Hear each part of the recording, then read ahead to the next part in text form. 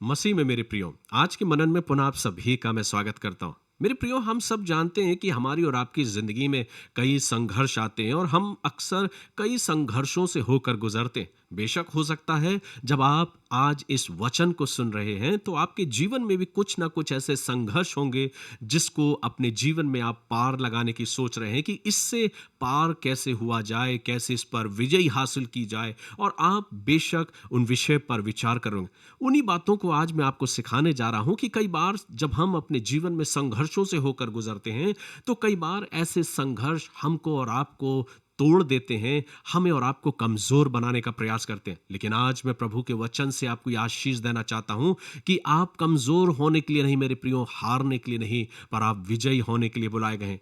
प्रभु का वचन रोमियो के नाम पौलुस प्रेरित का पत्र उसका 8वां अध्याय और 37वें पद में लिखा है कि परंतु इन सब बातों में हम उसके द्वारा जिसने हमसे प्रेम किया जैवन से भी बढ़कर हैं। बेशक मेरे प्रियो, हमारे और आपकी जिंदगी में संघर्ष आएंगे, कई बार लोग हमारा विरोध करेंगे, कई बार परिस्थितियां इतनी गंभीर होंगी कि हमें और आपको रोकने का प्रयास करेंगी। लेकिन स्मरण रखें प्रभु के इस वचन को कि हम हारने के लिए नहीं, पर हम जयवंत होने के लिए बुलाए गए हैं, और हम जयवंत से बढ़कर हैं मेरे प्रियो, प्रभु का वचन कहता है। इसलिए मेरे प्रियो, अपने अंदर इस विश्वास को पैदा करें कि हम और आप हारने के लिए नहीं, पर विजयी होने के लिए अपने जीवन में हम बुलाए गए हैं।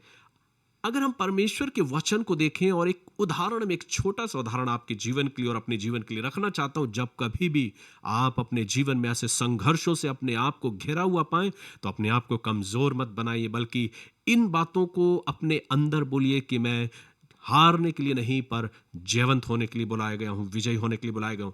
आपने स्मरण किया हुआ होगा दाऊद के जीवन के बारे में। दाऊद के बारे में हम पाते हैं कि जब दाऊद गोलियत के सामने खड़ा हुआ तो उसके पास ना तो सेना थी, ना उसके पास तलवार थी, ना भाला था, ना उस युद्ध मैदान में जब कोई शख्स जाता है तो उसे क्या वस्त्रों को पहनना है, वो कुछ भी दाऊद ने नहीं पहना। लेकिन वो सीधा पहुंचा उस युद्ध के मैदान में और गोलियत के सामने खड़ा हो गया। मेरे प्रियो, ऐसे समय में क्या आपने विचार किया है कि गोलियत के साथ और दाऊद के साथ कौन था? गोलियत अपने जीवन में इस बात का घमंड कर रहा था कि वह हट्टा कट्टा और बहुत चौड़ा है और ऊंचा है। उसके पास एक बड़ी सेना थी, एक बड़ी तलवार थी, एक बड़ा भाला था, बहुत कुछ था गोलियत के पास। लेकिन दाऊद के पास क्या था? दाऊद के पास कुछ नहीं, लेकिन एक शब्द वहां वो कहता है कि मेरे साथ मेरा परमेश्वर है। यह युद्ध मेरा नहीं लेकिन मेरे परमेश्वर का है। यही तो सबसे बड़ी विजय की बात है मेरे प्रियो, विश्वास की बात है कि दाऊद ने अपने जीवन में इस बात को कहा कि बेशक मेरे पास ना एक बड़ी सेना है, ना तलवार है, पर मेरे पास जो है वो परमेश्वर है, और इसलिए उसके पास उसका परमेश्वर था।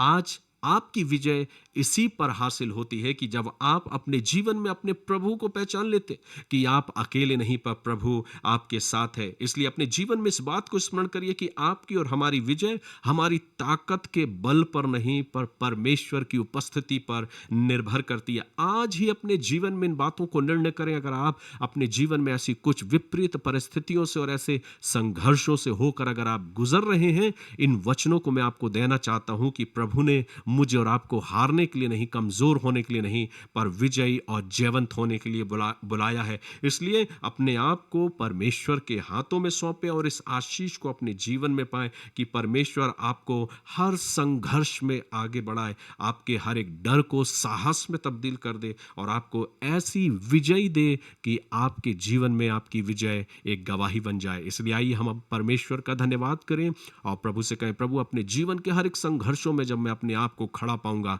मैं निराश नहीं होऊंगा, मैं हताश नहीं होऊंगा, लेकिन मैं उस आशा को अपने अंदर बनाए रखूंगा, क्योंकि तेरा वचन मुझसे कहता है कि हम जयवंत से भी बढ़कर हैं। इसलिए मेरे प्रियो, आप और हम जयवंत से बढ़कर हैं। संघर्ष हमें रोक नहीं सकते, लेकिन उन संघर्षों को पार करके हम अपने जीवन में उस विजय को हासिल करेंगे और आगे बढ़ते हुए अपने जीवन से प्रभु का धन्यवाद करेंगे। जैसे दाऊद भी युद्ध के मैदान में पहुंच गया, कुछ नहीं था उसके साथ, लेकिन जो था वो सबसे बढ़कर था और वो था उसका परमेश्वर। आज अपने जीवन में अपने प्रभु के संग संग अपने जीवन को व्यतीत करें, चिंतित ना हो, परेशान ना हो, और प्रभु से कहें, प्रभु धन्यवाद देता हूं कि आप मेरे साथ हैं, क्योंकि आप मुझे जयवंत से भी बढ़ के मुझे अपनी आशीषों से परिपूर्ण करना चाहते हैं, क्योंकि हम जयवंत से भी बढ़ के। प्रभु आप सभी को आशीष दे। आइए हम अपने जीवनों को प्रभु के हाथों में सौंपे। प्रभु की उन आशीषों को अपने जीवन में पाएं और जिंदगी के सफर में जयवंत होते हुए आगे बढ़ते जाएं। प्रेमी पिता, हम आपके पास आते धन्यवाद देते हैं आज के इस खूबसूरत प्रबल वचन के लिए प्रभु, जो हमारी जिंदगियों के लिए दिया गया।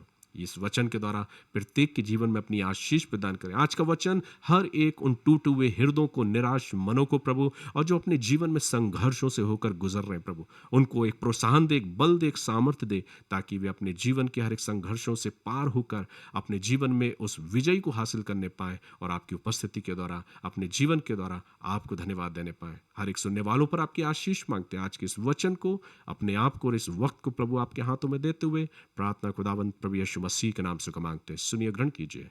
आमीन। गॉड ब्लेस यू मेरे प्रियो। प्रभु आप सभी को बहुत अधिकाई की आशीष दे। जय मसीह की।